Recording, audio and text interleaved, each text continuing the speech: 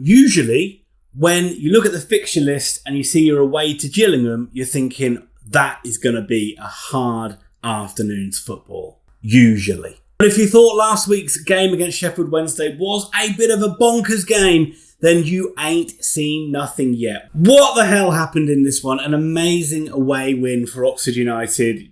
If you haven't seen the score, well, you've seen it in the start of this video. It ended Gillingham 2, Oxford United 7. That's either 17 or 18 games without a win now for Gillingham, and they're really struggling at the bottom of League 2. So I'm not going to harp on too much about this video, but it's a game where you play a side at the bottom and you just hope you can get ahead and control the game and not give them any hope. And thankfully, Oxford did that, because truthfully, after 18, 20 minutes, this game was done and dusted. As Oxford were fast out of the traps and they got goals and they killed this game off pretty quickly. The best goals were actually the first goals and the last one. So they bookended with two nice goals for Oxford United. The first one was a good move, really cut Gillingham open time and time again, but we got a lot of space.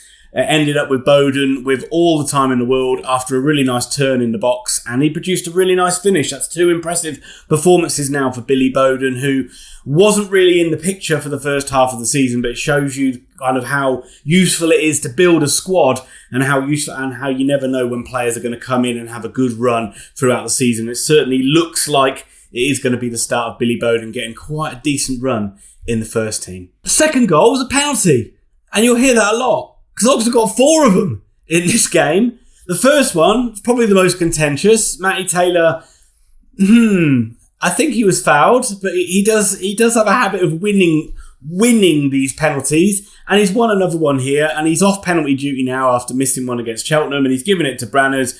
Branners needed a goal, and he stuck it away nicely, and get used to hearing that one as well. Branners sticking the ball away from the penalty spot, but that made it 2-0. Soon afterwards, you knew it was Oxford Day when they scored from a set piece. What is this? Are we scoring from set pieces now? Who saw this in the script? But good ball in, and Taylor does get his goal, his 15th of the season, and what a amazing striker he's been for Oxford United. 51 goals now in total since he's been at the club. He's got a superb record, and this was an easy finish for him, and really that was pretty much game over from that point. You're just hoping Oxford can see the game out, do the professional thing, but you're also in the back of your mind hoping that you can get a lot more goals.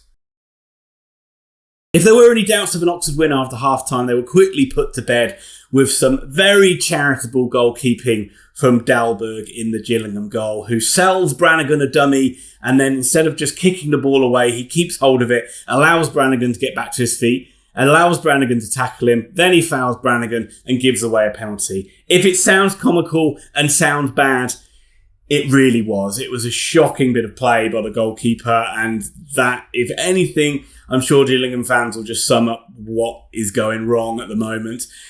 That gave Brannagan a chance for a second, it gave Oxford a chance for a fourth, and he duly stuck it away. But then only 6 or 7 minutes later, there's a foul on Sam Long, and it gave Brannagan a chance to complete his hat-trick from the spot, which he duly did. There are all sorts of stats flying around about who was the last man to score a hat-trick of penalties. Has Oxford player ever done it?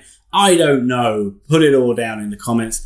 I'm not really that bothered. But a hat-trick for Cameron Brannagan, which is fantastic. It's fantastic that looks like we've warded off Blackpool now, and we're going to keep Branners for the end of the season, hopefully for a long future with Oxford United. And so 5-0, you're starting to think, are we going to get our what looks like it was going to be once a season 6-0 win away from home? We beat Lincoln a couple of seasons ago. We beat Crewe 6-0 away last season, and you thought that Oxford were at least going to get one more goal in this one. But then Gillingham did come back into the game a little bit. Oxford got really sloppy and really lackadaisical, and Gillingham did actually get up a bit of a head of steam and got a couple of goals. The first one was really poor defending by Steve Seddon, and I've got some question marks about Seddon. I might bring that up at the end, but that was a decent move, a long ball over the top. Lloyd McGoldrick was one-on-one with him, and he really out-muscled him.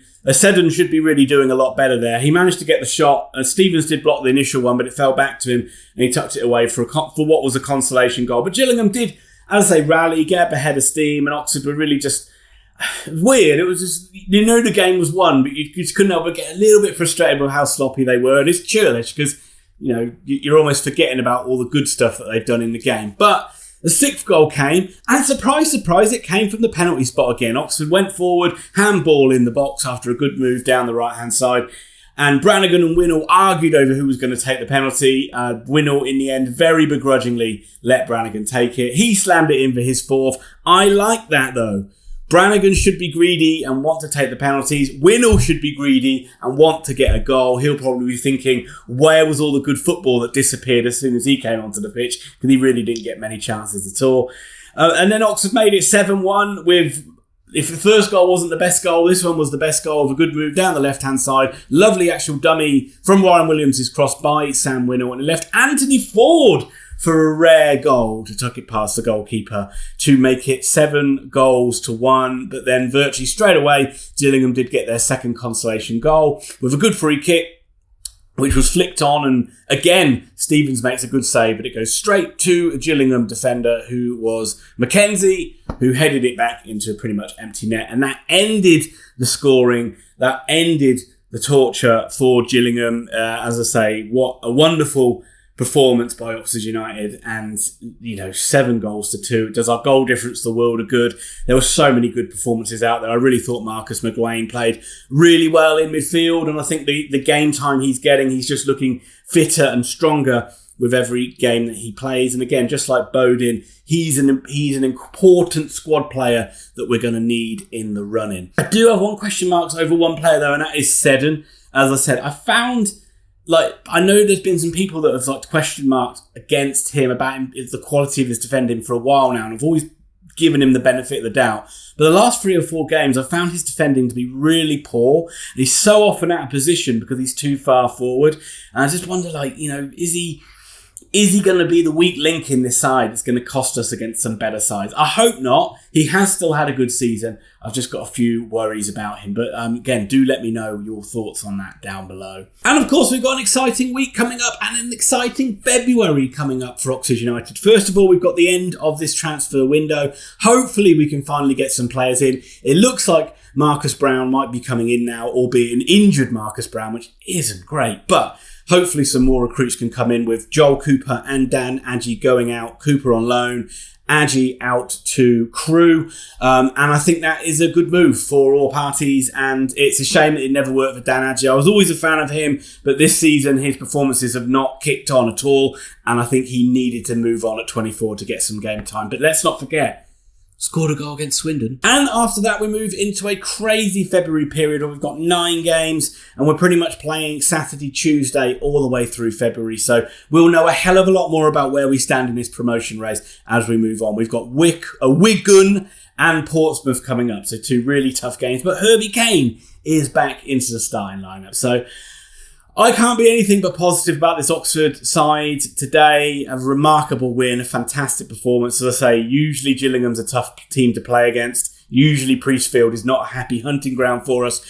And for Gillingham, look, I know Evans has gone now, but usually Gillingham I sort of put in the same bracket as Wycombe in terms of a side that is, you're going to have to face a battle. A well-organised team that is all singing on the same hymn sheet and is going to put their bodies on the line and make it a really difficult afternoon for you. That's what you did against us last season, and we were really lucky to get a win in the home game against you from 2-0 down when we got goals out of nowhere. But that just, wasn't the case today, and the lack of confidence was really showing, and it's a tough time for you. But I'd be interested to know your comments if you're sitting through this on what you can do to improve going forward and where it's all going wrong. I think you're going to point to the ownership of the club. But Oxford fans, enjoy it. Let's hope we get some players in. I'll be back next week for more content, some FA Cup predictions, and obviously some Oxford reviews of Wigan and Pompey. So enjoy your evening, and I'll see you soon.